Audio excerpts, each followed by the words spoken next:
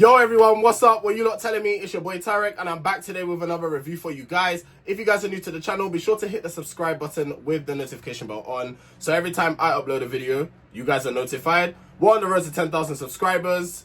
And yes, we are here for an I Kissed a Boy Season 2 reunion. Now, before I get into this, I just want to say, if I don't seem like myself today, if I seem a bit off, because people pick up on these things, so I'm letting you lot know from the forefront, a situation has kind of taken place where I'm trying to be like the peacemaker, and I'm trying to like see people like come to common ground.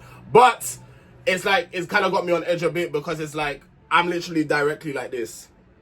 But then again, I'm saying to myself, I promise you, and I promise to God, I've been through this in my life before. I'm not dealing with it again. I'm not getting in the middle of two grown people situation. So it's just a matter of like, I'm not doing it. Whatever happens between those two is what happens between those two. But it's putting me on edge because I don't like seeing people having like arguing and stuff like that. I actually don't like seeing it. Like by nature, the type of person I am, I don't like it. Maybe when I was 16, maybe when I was in secondary school, that was like my kind of, okay, cool. Yeah, the drama. I don't like seeing my own people's in thing. Like, it makes me feel uncomfortable. And I'm just expressing this because, like, I feel like I'm the type of person, like, I can express it to them, no problem. But it's like, I feel better when I just, like, express it, like, openly. Because I know a lot of us go through situations like this with friends when, like, you as one individual and you have two people that you're close with and they're butting heads and it's like, it's getting to a stage where it's like, okay, cool, like, I need to step in because if I don't step in, this, that, and the third. So, like, it's upsetting to see, I can't lie to you. But at the same time, with that being said, they're two grown adults. Like, I'm not gonna be that guy to, I said my piece, whatever happens, innit? So yeah, I'm gonna let God take the wheel on this one. He's gonna handle the rest. I tried, and that's that. But if I'm a bit off, if I'm not myself, you guys know and understand the reason why. Because I got like this feeling on my chest and I don't like it. But yeah, without further ado, I've babbled on enough. Let's get straight into this review. So the episode starts off by basically Danny doing a recap of the entire season. Danny asks Rory, has he had any kisses since leaving the Masseria? And he said no, it's been completely dry. Nothing really to elaborate on that, really. So then Aaron and Jazz get called to like the SETI, and Danny asks them, what's the update since leaving the Masseria? Aaron said that things are absolutely amazing between those two. And now I can officially say this because I could have said it from like a good few reviews ago, but now I can say it now that the review. I actually met Aaron and Jess at an event. Like, I met them and they're very lovely people, like very kind-hearted, very opening, welcoming. Like, they're very, very nice people.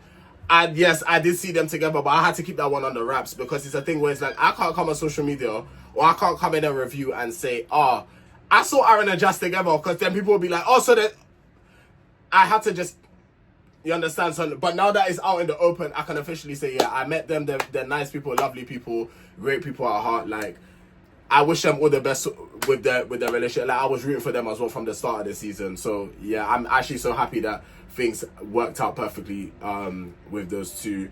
And they're even official as well, so like they're boyfriends, which is, oh my god, it's like so cute and romantic because Aaron was basically going through like what Jazz had done, of how romantic it was.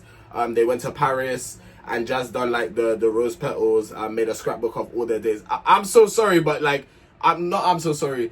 Jazz is very romantic. Like, he's very, very like he puts, like, it's the thought that counts. And when you see and hear of stuff like that, it's like, it goes to show that there's actually hope within the dating scene. Like, there are still men out there that are kind-hearted, good, they won't waste your time, they're down for you when they're down for you. Like, so hearing stuff like this gives hope to it should give hope to like everyone in the community that there's actually still people out there that are like this. Not everyone is about effing and hook up and all this type of stuff. Like, there's people out there that are willing to actually find love, not find love, like fall in love with someone and be down with them for the rest of their lives. I put here, like, the journey sounds so romantic and their plan for the future is to just build memories and to travel more, which like I said, I was rooting from them. I could just tell that the chemistry was just on point from the beginning of the season. Next we have Alex, Adam, Justin and Baraka.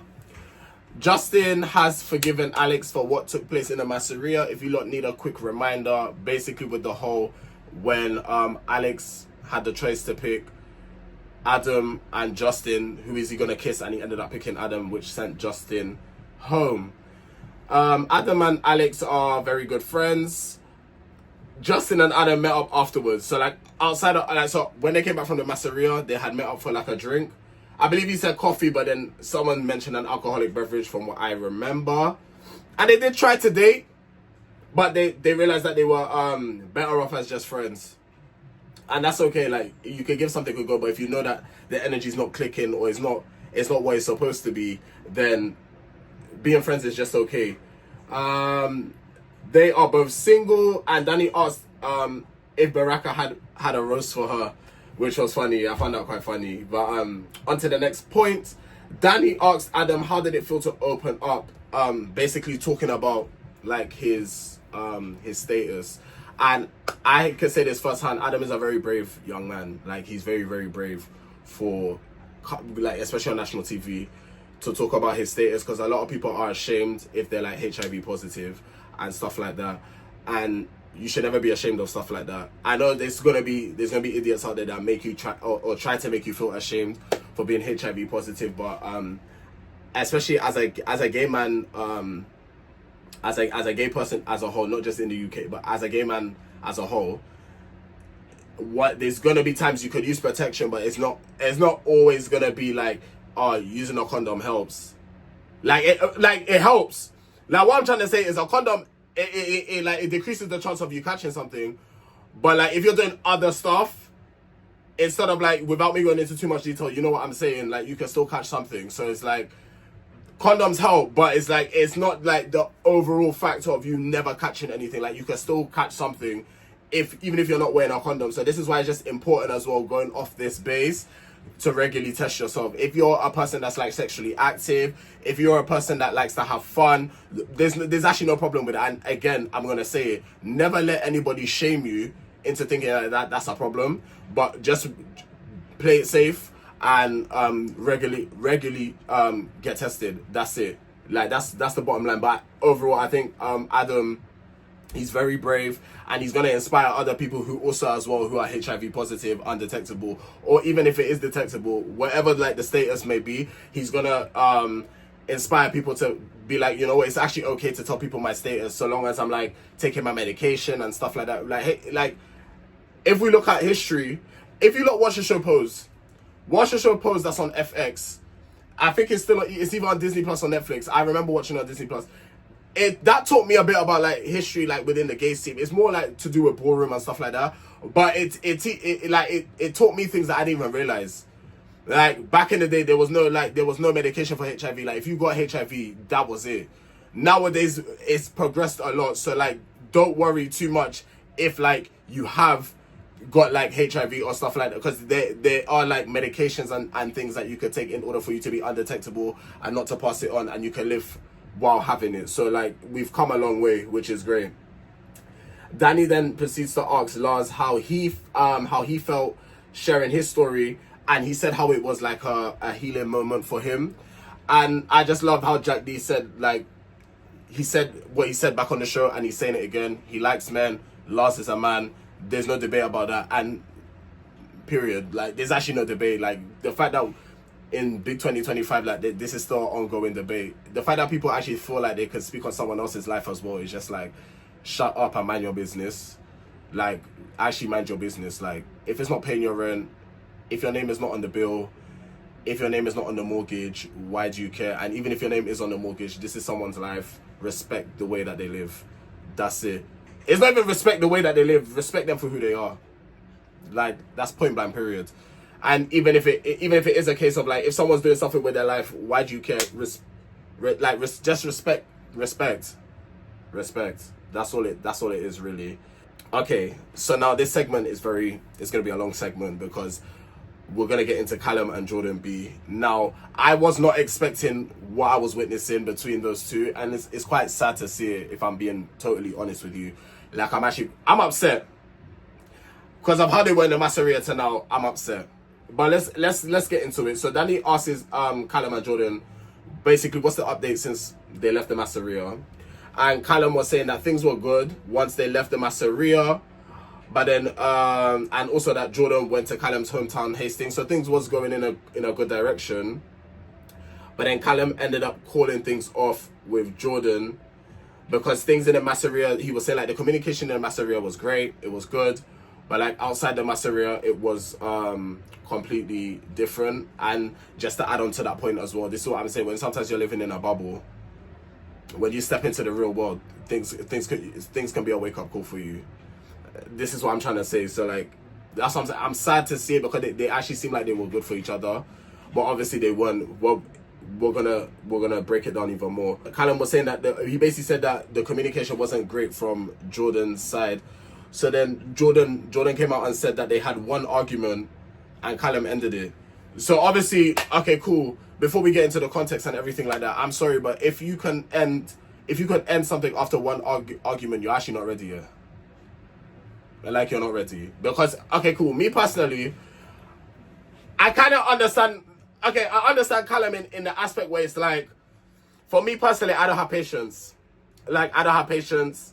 I don't have time for BS. I don't have time for it. Like, you come correct. You don't come correct, I'm gone. Like, I don't owe you no explanation either. But like, me growing older and dating more and stuff like that is like, I'm gonna tell you where you messed up. You either try and rectify it so we can either work things out, or if you're not gonna try and rectify what's happened, then I'm gonna bounce. But I feel like Callum just like calling things off like straight away like that is like you didn't give like Jordan B a chance, or you didn't give like the situation itself a chance. But anyway, we dive deeper. We're still driving. Callum was saying like on Halloween, like they went to a club. Some of them, like some of the boys from the show, they went to a club. And Callum just sent a video of like all of them. But you know, like when people are snapping or like people are putting on their stories, probably type of thing, or probably he just sent it individually of like a video of them all. And Jordan didn't like the fact that Callum was sitting next to Jass's housemate. Callum took Jordan blowing up his phone and basically blowing up his phone as like a red flag. So I'm just reading because it needs to make sense for me to go off to say the point I want to say. Jordan said how Callum said that the same boy was fit a week before, but Callum added the context where Jack D had asked him, does he think he's fit? And then Callum basically confirmed there, because I was waiting to hear if they were exclusive or not at the time. Callum confirmed that they were exclusive. So let me just pause everything there. So I've read that back to myself as well. If I'm exclusive with someone, I'm gonna talk about myself because, like I said, everyone's different. But I feel like when you're exclusive with someone, you're basically boyfriend with this person. I don't know. I feel like the word exclusive is a safe net. Like, I'm just gonna call it for what it is. Like, I feel like the word exclusive is a safety net. But when you're exclusive with someone, you're basically seeing that person. So for you to comment on another person's looks is actually disrespectful. And I'm just saying it for what it is, isn't it? Like, it's disrespectful because if Jack D's asking you this question, you can also say, oh, out of respect for Jordan B, I'm just not going to answer this question. Because you're now exclusive. Like, if you're not exclusive, or if you lot are still like dating and seeing other people, that's a whole different circumstance. But you commenting on someone else's looks is like, I don't know, to me it's a bit of a disrespect, because you should only have eyes for one person then. If depending on how like the dynamic of you lot's situation is, like, you should only have eyes for like the one person, and you shouldn't be commenting and saying someone else is fit, especially when it gets back to like Jordan B as well, because imagine how he probably was feeling at the time as well. So I can understand probably why he was like moving the way he was moving, because it's like, wait, hold on a minute, we're exclusive, but yet you're commenting on other men. I could be wrong, but like I'm talking about how I would feel if that was me in that situation. And then apparently Callum said as well that said to Jordan that he's never dated someone of his caliber. Now Jordan is saying that Callum has said that, and Callum is saying that Jordan has said that. I'm not gonna comment because it's like it's this person's word against this person's word. Hugh says that he didn't have any regrets from the Masseria. Jack said he kind of saw it coming from Hugh, as he always sees the worst in men. I feel you. Like, I actually feel you. Like, I try to always, now, like, I'm training myself to, like, always see the positive in things. but I promise you, dating and men is like, those two words, they don't correlate at all, because anyway, because then I'll start talking about my own tea, but this is not what this video is about. This video is about I Kissed a Boy reunion, so let me stay on track. But yeah, Jack S, just know that I hear where you're coming from. Hugh hasn't found love, and then Jordan R comes to join them. And then it comes out that Jack S still has a thing for Jordan B. So basically, when they get drunk, when they go out and stuff like that, they be having a bit of fun. They be having some sleepovers. You understand? Which is, it's fine, isn't it? Like, it's fine, but I feel like because Jordan R tried a thing with Jordan B back in the Masseria, and Jack S and Jordan R are best friends. I don't know, maybe a slightly weird dynamic, but I guess if they're all kicking and laughing about it, then I guess it's all good. Danny asked Reuben what he was thinking when Lars didn't turn. Reuben said at the time, bearing in mind at this point they're sitting apart from each other. So I'm looking at it and I'm like, oh, things really didn't work out between those two.